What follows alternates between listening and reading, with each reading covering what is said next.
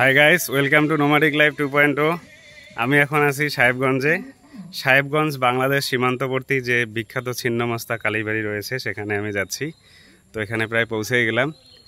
এই যে আমার সাথে আছে কাকু, দুজনেই ব্লগ করতেছি। আচ্ছা, আজকে কি যেন তিথি? কৌশিকী অমাবস্যা। আজকে কৌশিকী অমাবস্যা। এই তিথিতে হচ্ছে এই ছিন্নমস্তা মন্দিরের দরজা সবার জন্য খুলে দেওয়া হয়। তো এখন হচ্ছে আমরা শুধুমাত্র আমাদের আইডি কার্ড, আধার কার্ড দেখিয়ে, আধার কার্ড আমাদের অরিজিনাল জমা দিয়ে মন্দির ঘুরে আসতে পারি। তাই আমরা এই তিথিতে এইখানে আসলাম। তো তোমাদের ব্যাক ক্যামেরায় দেখিয়ে দিচ্ছি ব্যাপারটা একটু, আর বলছি। তো এখান থেকেই শুরু হয়ে গেছে মেলা। বিভিন্ন দোকানপাট, গাড়ি ঘোড়া রয়েছে, টোটো রয়েছে, বিভিন্ন রকমের টেম্পোরারি স্টল রয়েছে। তো এই স্টলগুলোর পরেই রয়েছে হচ্ছে বিএসএফ ক্যাম্প, সেখানে আধার কার্ড জমা দিতে হয়। তো ক্যাম্পের যেহেতু ছবি ভিডিও করা নিষেধ, তাই আমি হচ্ছে এর আগ অবধি করিয়ে দিলাম। এরপরে আমাদের আধার কার্ড জমা দিয়ে ভিতরে প্রবেশ করতে হবে।